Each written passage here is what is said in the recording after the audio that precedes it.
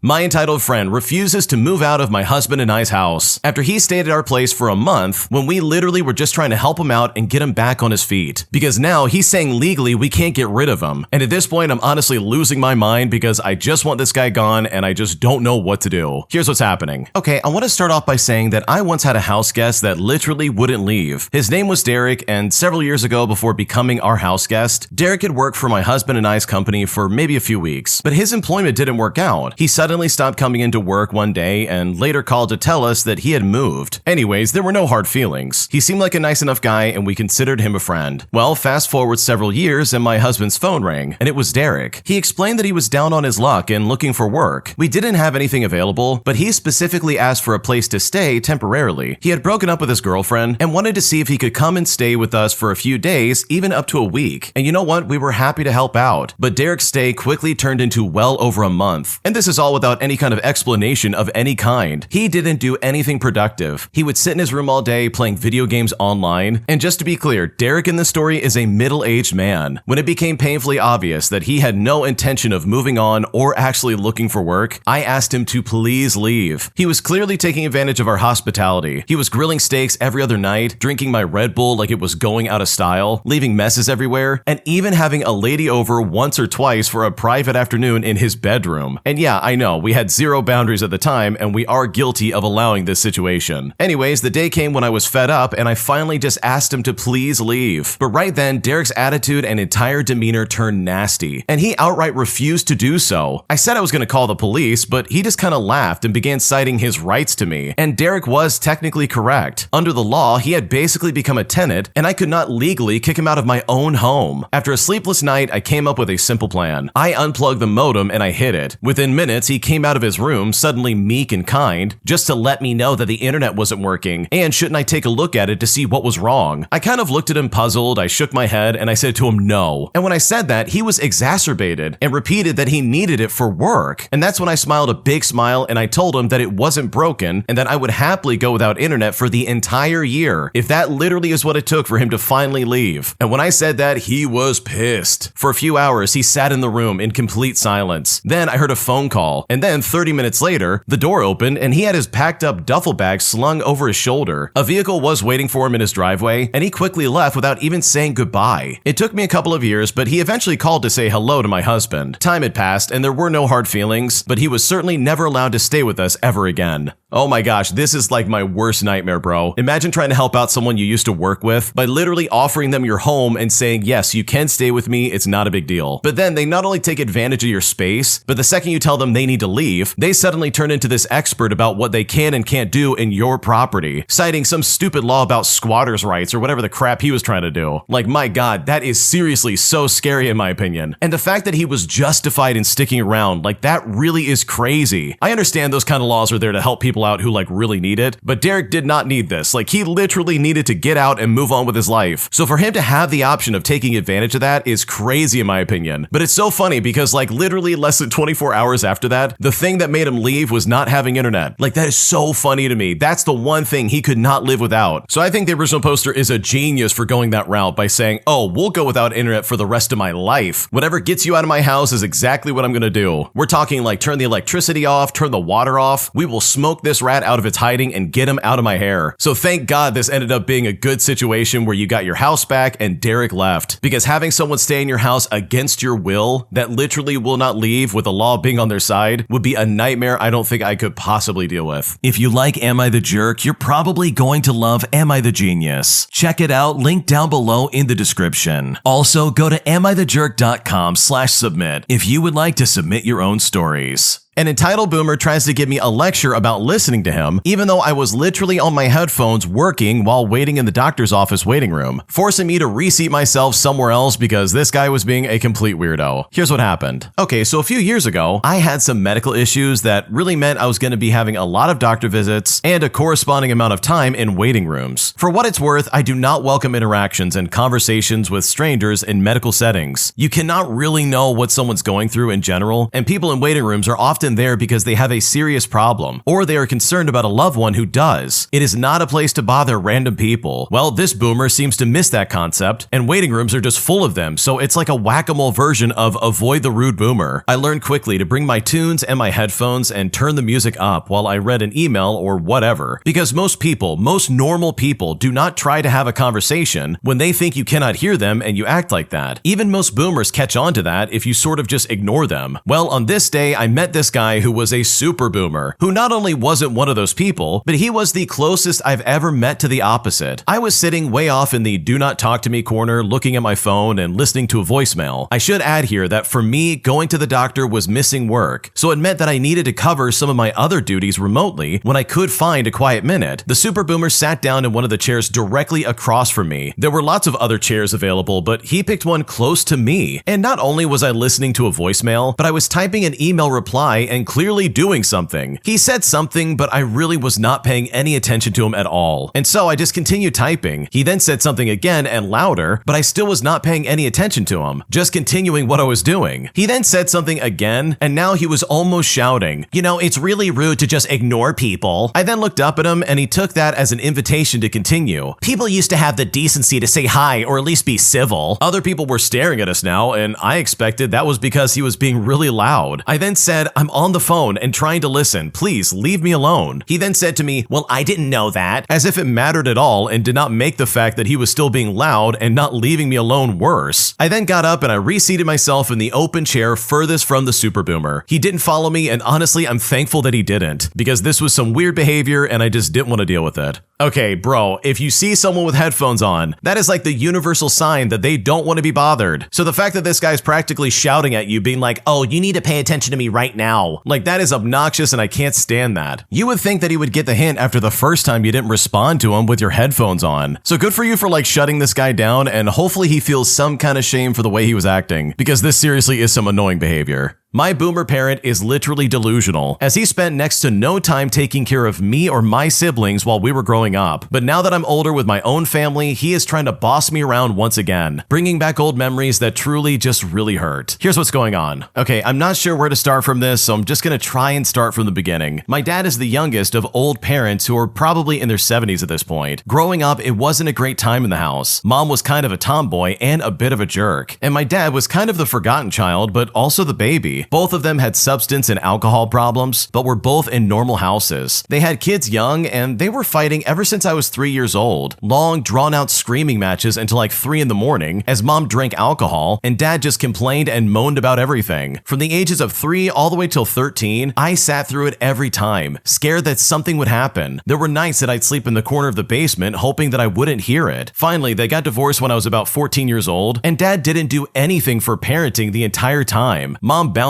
out, and my dad supposedly raised me the rest of the way, even though he did a terrible job. I avoided him at all costs, and I got into some bad substances, which thankfully I managed it and tapered off totally in my early 20s. He then sells the house to live with his mom, who's old and dying. So I lived with my brother in my early 20s, I got a house by 25, I was married by 29, had some kids, and now fast forward and I'm 44 years old. For 20 years, he's been free of his 3 kids, with me being the youngest, and his 6 grandkids. Nobody has asked him for anything, except maybe my sitter who had a kid young, and she relied on him for short periods. I asked him to split a wedding bar tab with my mom, and that is literally it. We've also always kept contact, but it's just surface level stuff. I really think I have PTSD from my childhood, and I'm always in fear of confrontation from him, my mom, or anyone for that matter. Well, today I get a call, and he's just laying into me about everything and anything. What I don't do, how I treat him, how I don't care, and pretty much anything you could think of. And this is all in like 8 minutes. It's probably the 3rd time this has happened in the last 10 years. And it's always what everyone isn't doing for him, yet he's done absolutely nothing for anyone as well. Zero expectations. I've read stories online of boomer parents, how they all want to see the kids and expect to sit in their chair and have the kids all around without doing a single thing. And he knows next to nothing about the kids at all. Like, the only thing he does know is that they're in sports, but he'll also never ask on our monthly phone calls. I was divorced at 37. I put all my effort into my kids, and I have a great relationship with them, and actually my ex-wife too. But they can't understand how much work it is to take care of kids these days, and think they did such a great job when they haven't had any experience doing that. The delusion they have is unreal, and honestly, this entire situation still has me really pissed off.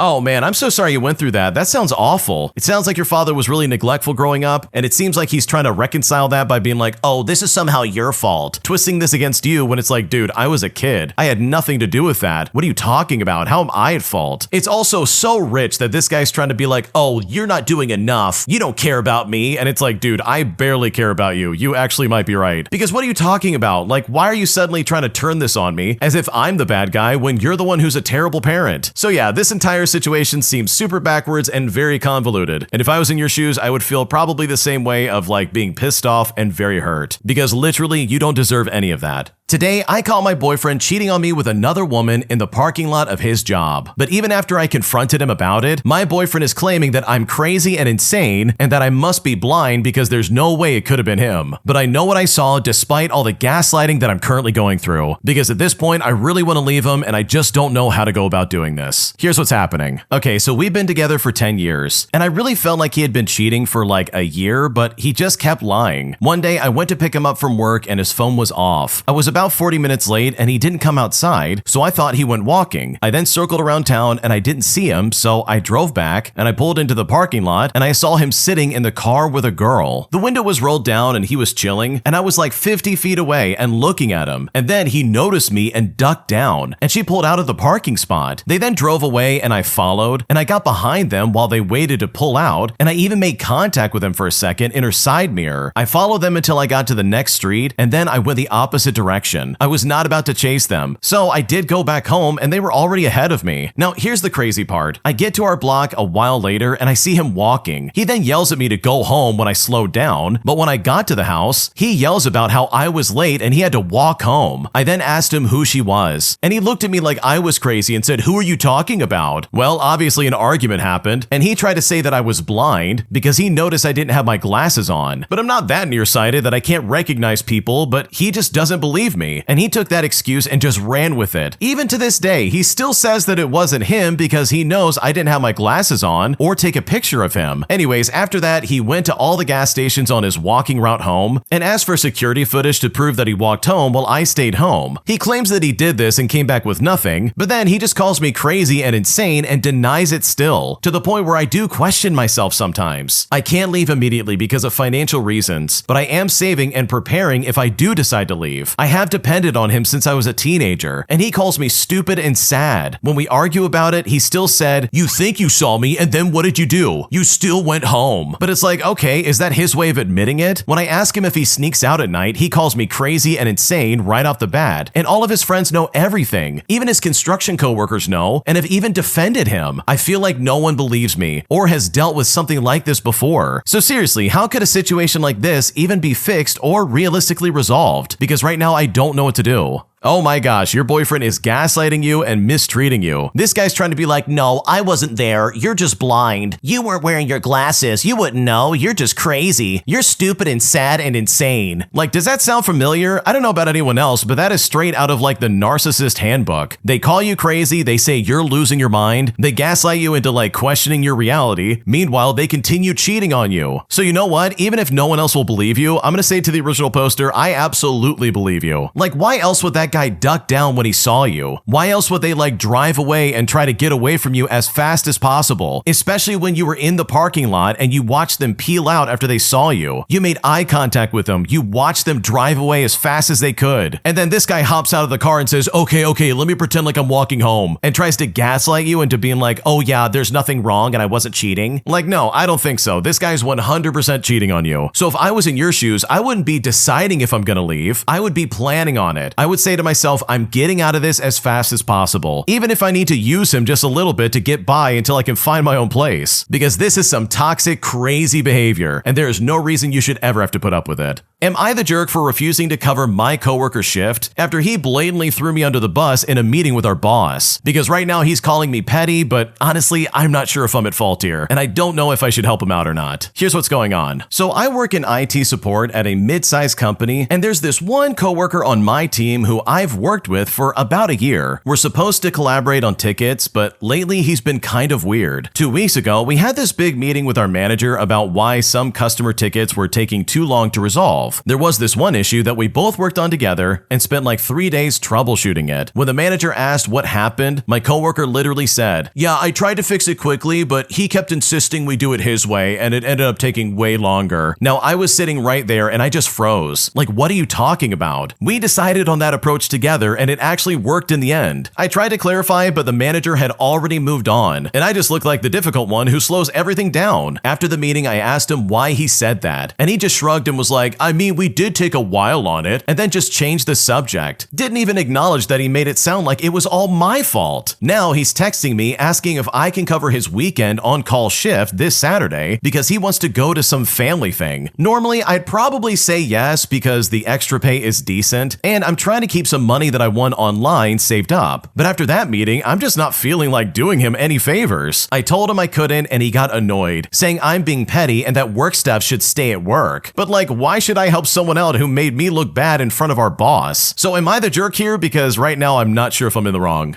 Dude, there's no way you're the jerk here. This is karma working its magic. If you're gonna throw me under the bus, especially in front of our boss, then please be prepared for me to never help you out ever again. Seriously, I will never go to bat for someone if they're gonna treat me like that. Because bro, we both worked on that project. We were both involved in it, and you're trying to sit there and act like, oh yeah, it's his fault. He's the reason this was slow, not me. Almost like he's jockeying for invisible points with the boss. Like, that is so stupid. So no, you're not the jerk. This guy doesn't deserve your help. And the worst part about it is that he knows exactly what he did. He knows that he's at fault, and he knows he's the reason that he's not going to get some help. So hopefully that's a lesson in the future that you don't burn the people who are going to help you out and then expect anything out of them, because his actions were completely unacceptable and very toxic. Am I the jerk for not paying $60 a month for my roommate to clean up after herself? Because essentially that's what's going on right now. And at this point, I'm really frustrated about this and I don't know what to do. Here's what's happening. Okay, so I moved in with my friend who I will call Chloe, as well as her boyfriend who I will call Jason, and his brother. And I told Chloe that if she has any problems, she needs to talk to me. Well, surprise, surprise, there were definitely problems. After moving in, I found out the older brother got his own bathroom, which means 3 of us now share a bathroom. And starting out, I was cleaning after myself, doing my own dishes, taking out the kitchen garbage. I would be sweeping and mopping the floors, etc. After a few months though, Chloe told me that she would clean the dishes and sweep and mop the floors. She said she felt like the dishes and floors are clean only if she does them herself. After some time, I felt like I really hadn't been helping enough. She told me I could help with vacuuming, which I do, and clean the shared bathroom. And you know what? I agreed that I could help out a bit more. Well, this is where I might be the jerk. I stopped cleaning the bathroom as thoroughly and often as I used to. Chloe and her boyfriend use it a lot more than me, and it felt like they weren't cleaning it at all. There's hair in and around the sink. I also hardly use the garbage, and yet it gets full in like 2 days. There's used toilet paper and feminine products, which I don't need or use because I'm on birth control. I feel like I shouldn't have to pick up a garbage full of used toilet paper and hygiene products that aren't mine. So I just stopped doing it. I clean the toilet every once in a while, and if I make it dirty, I clean it. Fast forward to this week. I then get approached by Jason, who tells Chloe that he's been stressed out with the chores and wants each of us to pay $60 a month so that she can do all the chores. I then told Jason that I was able to help her out, but she tells me that she doesn't want my help because she wanted to do them herself. We then had a meeting about the chores today, and I offered new ideas to help with the chores, like telling each other when we do chores. But Chloe then said that she doesn't like the idea much, and I said, well, we could try a chore list or a schedule, but that was shot down right away, in which they brought back the idea of paying her again. I had said if we all cleaned up after ourselves right away, then I wouldn't mind cleaning the bathroom as much. I believe that this would help with Chloe's stress as well. But this is where she said that it's not realistic, and our household doesn't work like that. I asked what her concerns were, and she said it would defeat the purpose of cleaning the bathroom, that she would be the one doing it. I tried to explain that it would be scrubbing and deep cleaning instead of like cleaning after everyone's mess, but she was simply not on board. So we went back to the idea of paying her. I said I would be more comfortable paying like $40 a month per person instead of $60, and she said she would think about it. They also knew that I'm moving out next month, but had just brought up the issue this week. I feel like this is such a simple problem that's been blown way out of proportion. We are all adults and should be cleaning up after ourselves. So I'm asking the internet, am I the jerk for not cleaning up after my roommates? Am I really the jerk for not wanting to pay $60 a month? Because right now I'm frustrated and I don't know what to do.